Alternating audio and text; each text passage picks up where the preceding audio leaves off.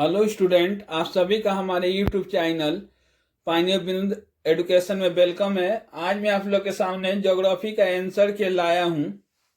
तो पहला जो क्वेश्चन दिया था उसका आंसर डी नंबर होगा। जलोढ़ पंखा पश्चिम बंगाल में उष्ण झरने पाए जाते हैं, इसका आपको बी नंबर होगा।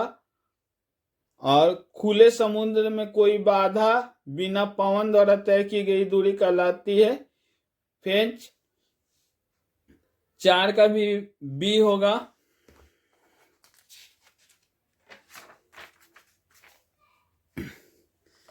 5 का ए होगा। एंडीसोल का उदाहरण काली मृदा या मिट्टी। उदासीन मिट्टी का पीएच मान 7 होगा। ये होगा डी नंबर बी कोपन द्वारा।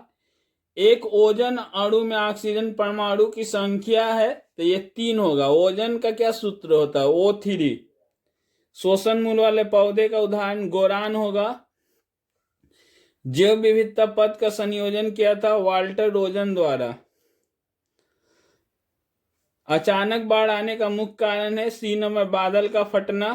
केंद्रीय चावल अनुसंधान केंद्र स्थित है कटक में। भारत के 2 अग्रणी कहवा उत्पादक राज्य है ए नंबर कर्नाटक तथा केरल। भारत का पहला पेट्रो रासायनिक उद्योग की स्थापना हुई B number Trombay. Detroit city संसार में प्रसिद्ध है डी नंबर मोटर कार निर्माण उद्योग के लिए। भारत में सन 2013 में बंद हो गया संप्रेषण एक प्रकार का है टेलीग्राम स्वर्णिम चतुर्भुज द्वारा मुंबई दिल्ली कोलकाता चेन्नई। जनसंख्या घनत्व के निर्धारण का सूत्र ए नंबर किसी क्षेत्र की कुल जनसंख्या बटा उस क्षेत्र का कुल क्षेत्रफल। पंचमढ़ी उदाहरण रक्षा शहर। भारत के योजना क्षेत्र का एक उदाहरण होगा हल्दिया क्षेत्र होगा। आपको ऐसे क्यू में ग्रेडेशन की परिभाषा टोम्बोलो क्या है? तो टोम्बोलो का आंसर होगा किसी द्वीप या शीर्ष स्थल से किसी द्वीप को मिलाने वाली रोधिका को इटली और इंग्लैंड में टोम्बोलो कहते हैं। उसके बाद आपको पूछा है रिया तट क्या है? तो यह नदी के अपरदन द्वारा बनाई हुई घाटियों के जलमग्न होने से बनता है। इन घाटियों के किनारे ढलवा होते हैं और इनकी गहराई समुद्र की ओर क्रमशः बढ़ती जाती है। दक्षिणी पश्चिमी आयरलैंड का तट रिया तट का सबसे अच्छा उदाहरण है। घाटी विनिर्माण हेतु कारण का उल्लेख पुनर्यौन बल। उसके बाद से यहाँ पर एंटी साइक्लोन माने प्रति चक्रवात की परिभाषा दिया हुआ है। यहाँ पर जेट स्ट्रीम का परिभाषा दिया है। ये आपको स्वतंत्र रूप से हाइड्रोफाइट माने जो जल में उगता है पौधा, तो यहाँ पर जलकुंभी और सिंघाड़ा उदाहरण दे सकते। चीन का चावल का कटोरा कहा जाता है हुनान प्रदेश को। कागज उद्योग में प्रयोग होने वाले 2 रासायनिक कच्चे सामग्री का नाम बहुत सारा है, उसमें कास्टिक सोडा ब्लीचिंग पाउडर का नाम लिख सकते हैं। भारत के बंदरगाह आधारित एक लौह इस्पात उद्योग का नाम लिखिए तथा वो किस राज्य में अवस्थित है? तो विशाखापट्टनम आंध्र प्रदेश में होगा।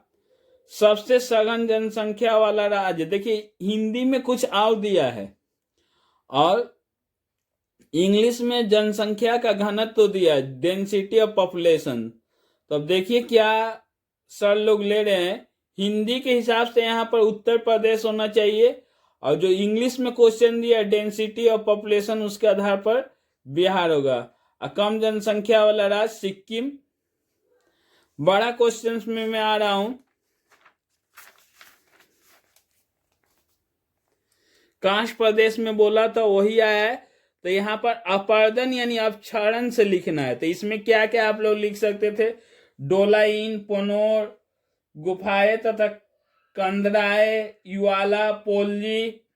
मैं पहले ही बोला था कि उल्टा पुल्टा मत लिख के आइएगा। काश प्रदेश से 3 क्वेश्चन है।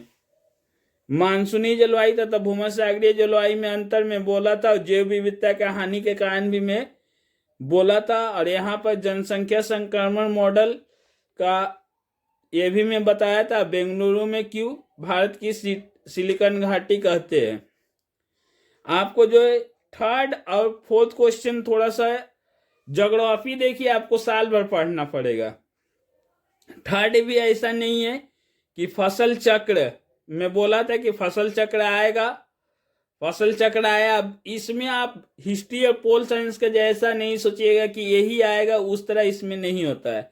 मार्केट गार्डनिंग पर मैं लास्ट मिनट में चर्चा किया था, और फसल संघनता का निर्धारण हेतु सूत्र, ये क्वेश्चन इजी था, इसको लिख सकते थे।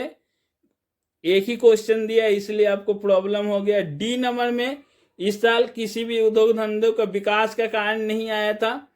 मैं कच्चे माल, यहां पर वेबर का सिद्धांत लिखना था। यदि वीडियो आपको अच्छा लगे तो वीडियो को लाइक करें तथा इसी वीडियो को देखने के लिए हमारे चैनल को सब्सक्राइब करें।